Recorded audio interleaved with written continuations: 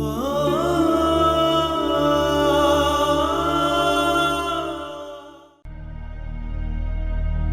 વેવાણે કહ્યું તો છે કે મીરાબહુને મોકલું, પણ આદિએ તો ચોખ્ખી ના પાડી દીધી કે હું મીરાને મૂકવા નહીં જાઉં. તો હવે એમના પિયર એમને મૂકવા કોણ ચાહે? મારે ટોડલે બેઠો રે મોર ક્યાં બોલે, દિવાળી બેન ભીલ એવું કહેતા હતા. હા હા, મારા આ તુફાન એક્સપ્રેસ જેવા દીકરા થોડો શાંત પણ ધીમો જા. આ ઘરમાં આવે ને ડેલાની અંદર ઘૂસે ને ત્યાંથી ખબર પડી જાય કે તું આવી ગયો છે. ખબર તો પડવી જોઈએ ને એમ. હા ચા પાણી બા પાણી આમ ખાટલો બાટલો ઢળાઈ જાય બેહવામાં થોડુંક. હા હા હા, બધી ખબર છે. આ તારી માને છે ને અંધી ખબર પડે છે. એક મોટો દીકરો છે જે કાંઈ મગનું નામ મારી નથી પાડતો, અને નાનો છે જે બોલવામાંથી ચૂપ નથી રહેતો. પણ મમ્મી જ્યારે મગનું નામ મગ છે તો મરી હું કામ પાડવું છે? તમે મને આ સમજાતું જ નથી. હા હા હા હવે બહુ રાખ્યો એ મને કયો. હા, ઊભું એટલા માટે રાખ્યો કે પહેલાં તું મને ઈ કે તારે આજે હું કામ છે. જોકે આમ તો કામમાં કાંઈ હોતું જ નથી. હા, આ ભણવાને લગતું તારું કામ, આ તું કોલેજ બોલેજ જાય છે, કાંઈ કામ છે આજે? એ બધું થઈ ગયું. થઈ ગયું તો એક કામ કરી તારી માનો. હા તે બોલો. જો આ આદિત્યને કીધું હતું, આ મીરાબહુ છે ને એના ઘરેથી ફોન આવ્યો હતો કે મીરાબહુને થોડા દી પિયર આંટો મારવા મોકલો ને. તો એટલા માટે મેં આદિને કહ્યું, પણ આદિએ ના પાડી. કઈ વાત હાલતી હતી? હા હા, કાંઈ નહીં. કેમ તમારે ઘરે કેમ જવું છે ભાઈ? આંટો માર. હા, એમના મમ્મીનો ફોન આવ્યો. હા, મીરાબહુની બાનો ફોન આવ્યો છે તો જવું પડે કે નહીં? તો હવે આદિ તો કામમાં છે, એ તો નથી જવાનો. તમે સારું છું આદિભાઈ ના પાડી દીધી. કા આ ભાભી ઘરથી વયા જાય તો ઘર એકલું લાગે, નો મજા આવે મને. કેટલા દી જવાની વાત થઈ છે? જાજાદી નહીં, 3-4 દી. 3-4 દીમાં મારો જીવ વયો જાય. તો તમે મારા ભેગા હાલો, આપણે બે ન્યા જાવ. લ્યો ખોટી વાત ન કરતા હો તો ભાભી. દેવેનભાઈ, તમે તો મને ક્યાંય જવા નથી દેતા, પણ આ બધું છે ને લગ્ન થાય ત્યાં સુધી, પછી કોણ ભાભી ને કોણ દેર. ના ના, એવું નથી. અમારો દેવેન છે ને નાનો હતો ને ત્યારથી પ્રેમાળ છે. જો બેટા, આ આદિ તો એના કામમાં છે, એ મીરાબહુને મૂકવા જઈ શકે એમ નથી. તો તું જઈએ ને તારા ભાભીને મૂકવા. એ બધા બહાના છે. હા, આ આદિભાઈ છે ને આખો દી ફોનમાં જ પડ્યા હોય છે. કોણ જાણે હું ફોનમાં કામ હશે ને. એ જે હોય, આદિભાઈને કામ હોય કે જી હોય, એ નથી જવાનો. પણ આ મીરાબહુની બાનો ફોન આવ્યો છે ને, એમને મૂકવા તો જવા પડે ને. અરે પણ બા, ભાભીને ભાઈ મૂકવા જાય તો સારું લાગે, હું મૂકવા જાઉં તો કેવું લાગે? સાચી વાત છે દેવેનભાઈની. ઈ મૂકવા આવે ને તો સારું લાગે. આ ગામમાં બધા જોવે ને તો 10 સવાલ કરશે. તમારે નથી આવવાનું. હા બસ એમ. ના ના, કા દિયર તો નાનો ભાઈ સમાન કહેવાય, અને દિયર ન મૂકવા જાય તો કોણ મૂકવા જાય ભાભીને?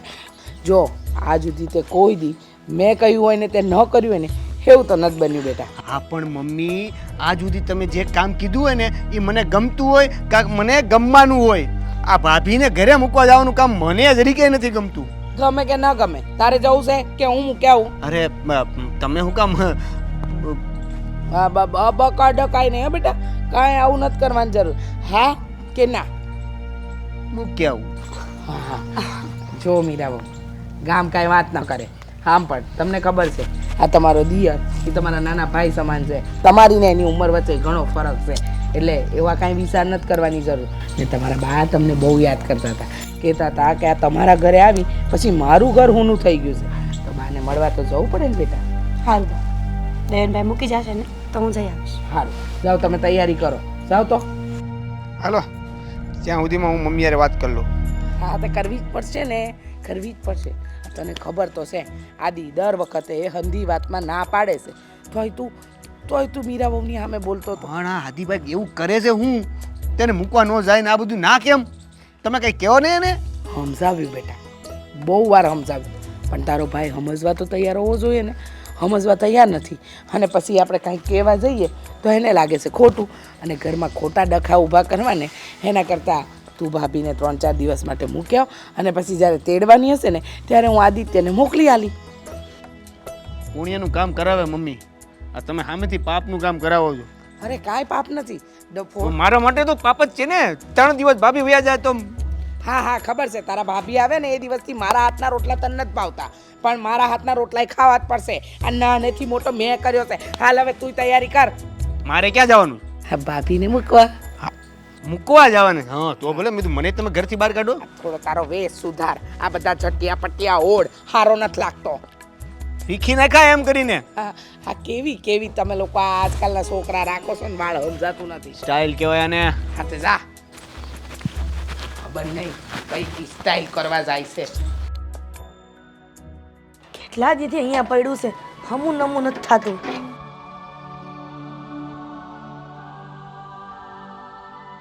જય શ્રી કૃષ્ણ હિરલબેન. એ જય શ્રી કૃષ્ણ. બેહો બેહો. એ મારી માવડી કામ આ બાજુ ભૂલા પડ્યા. હા તો મારી બેન ની ત્યાં આવ્યો હતો તો મેં કીધું તમે આ ગામમાં રહ્યો છો તો મેં કીધું આટો મારતો જાવ, સમજ્યા? હા, તે સારું થયું ને. આમ તો તમે કાંઈ ડોકાવે એમ નથી. આ કોક દિવસ આ રીતના આવો ને તો અમને સારું લાગે. અમને એમ થાય કે હગાવાલો અમારે ત્યાં આવે છે. હા એ વાત સાચી, પણ હું શું કહું છું, તમારી છોકરીનું ને એનું કઈ સમાચાર સાંભળ્યા છે આદિત્ય કુમારના ને એના? ના ના, ઈ ઘણા દીથી આવતી નથી. તે અમે આટો મારી આવ્યા હતા એને ઘરે. હા હા, પણ એમાં એવું છે કે આદિ કુમાર છે ને, હા એનું હમણાં અમારા ગામમાં આખામાં વાત ફેલાણી છે કે ઈ છે ને બીજી છોકરી હારે ચાલુ છે. એ પ્રદીપભાઈ, હા એ સાચી વાત છે. હું કાંઈ જો ખોટી વાત નથી કરતો. આ તો હું અહીંયા સ્પેશિયલ તમારે ત્યાં કહેવાય અહીં સારું જ આવ્યો છું. તમે હું વાત કરો છો? હા આવું ન બને. આ હક પણ તમને ખબર છે ઓલા મહેશભાઈ કરાવ્યું છે અને ઈ ક્યારેય અમારા ઘરનું ખોટું ન કરે. હા એ મહેશભાઈ કરાવ્યું. મહેશભાઈ મારો દોસ્તાર જ છે. હું ક્યાં એમ કહું છું કે મહેશભાઈએ ખબર વગર તમારી દીકરીને ત્યાં આપી દીધી છે કે ત્યાં એવી રીતના કરાવી દીધું છે. પણ મારી કહેવાની વાત તમે સમજો, આ વાત મહેશભાઈને નહોતી ખબર. તે આ છે ને બધું જો અમે નરેશભાઈને મળ્યા હતા, નરેશભાઈને વાત કરી તો નરેશભાઈ પહેલાં તો કે અમારે ઘરે બહુ સારું છે, ને પછી એના છોકરાની વાત કરી ત્યારે એણે કીધું કે ભાઈ આ ઈ એક વસ્તુની થોડી ખોટ છે અમારી ઘરે. પણ નરેશભાઈ માણાય બહુ ભગવાનના છે. એકદમ ભોળા માણસ છે. આખા ગામમાં એના નામની ચર્ચા થાય છે કે એના જેવા માણા કોઈ નથી. હા એના નામની ચર્ચા થાય છે ને એના છોકરાના નામની ચર્ચા થાય છે, પણ બેયની અલગ અલગ રીતના થાય છે, સમજ્યા? તો મારી દીકરી આ બધી વાત કેમ ન કરી મને? અરે દીકરી તો છે ને એ બિચારીને એમ હોય કે ભાઈ મારી માં એકલી છે, મારે એને ક્યાં ખોટી હેરાન કરવી આ વાત. ક્યાં એકલી છું? મારો દીકરો છે, વહુ છે. પણ આમ જો એવી વાત બરોબર, પણ એના પપ્પા તો નહીં ને ગમે એમ તોય, એટલે એને એમ હોય કે ભાઈ પપ્પા નથી તો મારે ખોટી આવી વાત કહી અને એને ઘરે ખોટું ટેન્શન આપવું. એ કરતા એ કે હું ન કહું ને તો વધુ સારું, એમ કરીને બિચારીએ ન કીધું હોય. પણ તમે જાણો ને તો વધુ વાત સારી. અને મારું નામ નહીં દેતા હો તમે પાછા. હા નાના ભાઈ, આ તો તમે અમારા ભલા હાટું જ કીધું હશે ને. હા, તમે તો અમારા ઘરે ભગવાન સ્વરૂપે આવ્યા હોય એવું લાગે છે. મને નક્કી ખબર જ હતી ઓલા દી ગઈ ને ઘરે દાળમાં કાંઈક કાળું છે. અને છે ને જો મહેશભાઈ ને તો વાત થઈ ને એટલે મહેશભાઈ તો હવે એમ કહે છે કે મારે સંબંધ કરાવવાનું જ બંધ કરાવી દેવું.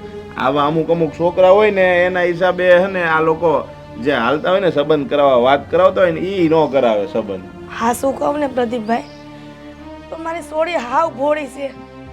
મોઢામાંથી માખાઈ ઉડાડે એમ નથી. પણ ખબર નહીં આ એના હાહુ ને હું વાંધો આવ્યો છે. આવું એ છોકરો કરે છે છતાંય મારી દીકરીને હેરાન કરે છે. અરે જો હું શું કહું તમને ખબર, એના હાહુ હારા છે અને એના હારાય હારા છે. આ જે વાક છે ને તો ખાલી આદિકુમારનો જ વાક છે, અને ઈ વાક એનો આદિકુમારનો કેવી રીતના આવે છે ને એ કાંઈ ખબર નથી. એ આવી સંગતે ક્યાંથી સડી ગયા ને એ ખબર નથી. કારણ કે પહેલાં તો શું છે અમે બધા હારે જ રહેતા, પણ એ એવું કંઈ લાગતું નહોતું કે આ કંઈ આવી બીજી છોકરીઓના ચક્કરમાં પડે કે ન પડે. પણ અત્યારે જો ઘરે એવી રીતના વ્યવહાર કરે, કોઈની હારે હરખી રીતના બોલે નહીં, એનો ભાઈ કાંઈ કહે તો એને ખીજાય, એટલે આવીને આવી વસ્તુ થયા રાખે છે. એટલે અમારા ગામવાળા બધા એવી વાતો કરે છે કે આ બાપ દીકરાને ભળતું નથી, ઘેરે ભાઈ હારે ભળતું નથી, કોણ જાણે શું હોય છે. એટલે હું તો તમને કહું છું પછી તમારી ઈચ્છા, ત્યાં જવું હોય તોય ભલે, ન જાવ તોય ભલે. ના ના, તમે આવા વાવડ લઈને આવ્યા છો તો મારે મારી દીકરી પાસે જવું જ પડશે. મારી દીકરી આવી દુઃખી થઈ તો ન જોઈ શકે. કઈ માં એવી હોય કે આવા વાવડ મળે ને એને પાસે ન જાય. સારું થયો પ્રદીપભાઈ તમે અહીંયા આવીને આવું કીધું. આ મહેશભાઈ અમને કાંઈ નથી કીધું. પણ ના, એ મહેશભાઈનો બિચારાનો કઈ વાક નથી. એ હવે ક્યાં મોઢે તમને ઈ કહેવા આવે કે ભાઈ તમારી દીકરી દુઃખી થાય છે. એ બિચારાને તો જો વાતની ખબર પડી ને તો મારી એરે આવ્યા, મને કે હાલો આપણે ઈ કે અહીંયા ચા પાણી પીવા જાવ, એમ ખોટું બોલીને લઈ ગયા અને પછી બધી વાતની ચર્ચા કરી. નકર તો હું એરે ન જાત. ભાઈ આવી વાત કરવા આપણે થોડું ખોટું જવાય. પણ આ તો શું છે, નરેશભાઈ ને સ્વભાવ સારો છે. પણ હવે જે હોય, મારે તો મોડું થાય છે. તમે તમારી રીતે તમ તાર જઈ આવજો હો ને. હા ઠીક છે, હું જઈ આવીશ. ઉતામાં ચા પાણી કહેવાનું ય ના ભૂલી ના ગઈ. ભાઈ, મારી બેન ની ત્યાં જમવાનું છે, એ વાટે છે બીજાડી એટલે હો ને. હા કાંઈ વાંધો નહીં, આવતા રહેજો ભાઈ. એ હા. દીકરી મારી લાડકવાઈ લક્ષ્મીનો અવતાર, ઈ હુવે તો રાત પડે ને જાગે તો સવાર. દીકરી મારી લાડકવાઈ. બેટા હા બા જય માતાજી. જય માતાજી. આમ અચાનક? મને ખબર જ હતી કે હું ઘરમાં પગ મેલીશ ને એટલે બાનો પહેલો સવાલ હશે કે આમ અચાનક કેમ? જમાઈ ક્યાં ગયા? ઈ નો આવ્યા? બા એમને ઘણું બધું કામ હતું. તમને ખબર છે ને, આ ખેતરનું કામ, શેરનું કામ બધું એમને એકલા હાથે કરવાનું હોય એટલે એ ન થાય. કેમ મારે એકલી ન અવાય?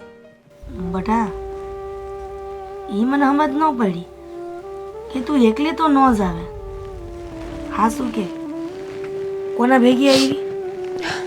દેવેનભાઈ ભેડી, બીજું કોણ હોય? એ મને મૂકી ગયા ઘર સુધી અને એમને ઉતાવળ હતી એટલે ડેલીમાં પગ ન મૂક્યો. એને ખબર હતી ને કે જો દેવેનભાઈ અહીંયા આવશે ને તું એને વાડું કર્યા વગર જવા નહીં દે અને તું આજીજી કરીશ ને તો રાતે રોકાવી પડશે એટલે ડેલી હતી એ મને મૂકીને સીધા દોડ્યા. પણ બટા દેવેનને તો અહીંયા બોલાવાય, હાવ આવું કરાય? બા એમને કામ હોય ને, અને આમે આદિને કામ હોય, હાલતા શહેરમાં ઊભા હોય 2 દી 4 દી, પછી દેવેનભાઈ ઉપર કેટલુંક નાખી દેવાનું. એ જો કોલેજ કરે છે, ઘરના કામમાં મદદ કરે, આ હું ઘરે ન હોય ને તો મારે હાહુને મદદ કરે કામમાં, પછી એક માણા માથે કેટલુંક નાખી દેવાય. એ વાત હાસી છે બટા. તું નાની હતી ને તો હાવ ગોગા જેવી હતી. મને એમ થયું કે આ હારે જઈને કાંઈ દી નથી વાળવાની. પણ હવે ખબર પડી કે મારી દીકરી તો જે વિચાર્યું નહોતું ને એ મારું ઘણું બધું સહન કરે છે.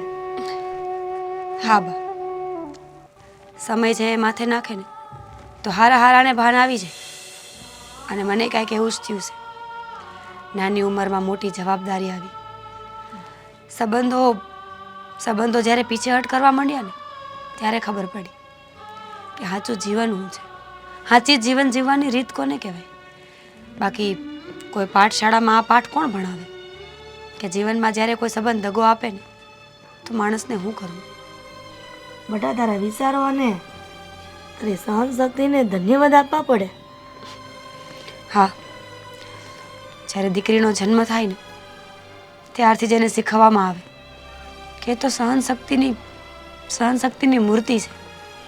કારણ કે મા બાપ એ દિલના કોકને કોક ખૂણે જાણતા જ હોય કે જે દી કાળજાના કટકાને પારકા હાથમાં દેવું ને તે દી એને સહન કરવા સિવાય બીજો કોઈ રસ્તો નહીં હોય. પણ મેં તો ઘણી બધી ઠેકાણે પૂછીને તારું હક પણ કર્યું હતું, છતાંય તારે આવા દિવસો જોવા પડે એ તો મારી હાટો તો કઠિન જ છે હો. માં બોર ક્યાં છે કે સબરીની જેમ ચાખીને રામ હાટું રખાય. આ તો જીવન છે. માણસ ઉપર ભરોસો કરીને સંબંધો બંધાઈ જાય, ઘણું સારું વિચારીને હાલતા હોય, પણ એક નાની અમથી ઠેસ વાગે ને તો સંબંધ અને પગલાં બધું ડગમગી જાય. પણ બેટા તું ક્યાં સુધી આ જમાઈનો ત્રાસ સહન કરે? મને ખબર છે કે તું ક્યારેય એનું વાંકું વેણ નહીં બોલે અહીંયા આવીને, પણ મને પ્રદીપભાઈ બધું કહી દીધું છે. એટલે હું કીધું પ્રદીપભાઈ? એ તારા ઘરવાળા તને હેરાન કરે છે. હું નો કે તો કાંઈ નહીં, પણ ઘણો વિચાર આવે છે કે ત્યાંથી તારા છૂટા છેડા કરાવી લો. શું બોલે છે માં તું? આ જીવતા જીવત તને દુઃખી નથી જોઈ શકતી. તો છૂટાછેડા કરી નાખવાના. છૂટાછેડા કરી શું થાય? જુવાન દીકરી ઘરમાં આવીને બેહે ને તો આખા જીવનનો બોજ લાગે ઈ. અને આમે ચિંતા કરવા જેવી કોઈ વાત નથી. માણસનું મન થોડા થોડા સમય પછી બદલાતું હોય છે. આજ નફરત છે તો કાલ પ્રેમ થાય, લાગણી વધશે અને સંબંધ કદાચ સારો થઈ જાય. પણ એ કદાચ નહીં, સમય જોઈને. બટા, સમયે સમયે જે સારું થાય ને એ લેખે લાગે. સમય વીતી ગયા પછી સારું થાય ને એ શું કામનું? સાચી વાત છે. પણ હવે આ વાતો લાંબી થઈ ગઈ, થાકીને આવીશું. હા, થોડો વાલ કર, કાંઈક વાત કર. હાવા ભેગા સવાલ કરસ તું તો. બટા, આ તો મનની ભડાસથી બધી નીકળી ગઈ. કાંઈ વાંધો નહીં, તું હવે આવીશું તો આરામ કર. હું તારા હાટું કાંઈક ખાવાનું બનાવી આવું. ખાવું નથી. કેમ છો મિત્ર? હું છું આદિત્ય ગોંડલિયા. અને હું મીરા આહિર. અમારા આવા અવનવા વિડીયો જોવા માટે આજે જ અમારી ચેનલ એટલે કે ડીકે ડિજિટલ એને લાઈક કરો, શેર કરો. સબસ્ક્રાઇબ કરો અને બેલ આઇકોન દબાવવાનું બિલકુલ નહીં ભૂલતા. Thank you. મારી વાત સમજ. લગ્ન થઈ ગયા છે અમારા બેયના. સંસાર છે અમારો બેયનો. અને જ્યાં સુધી તું એને નહીં મૂકે ને ત્યાં સુધી મારો સંસાર ક્યારેય હું વસાવી નહીં શકું. અને બાપના ઘરે જવા જેવા રસ્તા નથી. જીવતા જીવ મારે આ જ રહેવું પડે એમ છે. તું એક સ્ત્રી છે. એક સ્ત્રી થઈને એક સ્ત્રીની વેદના નહીં સમજે.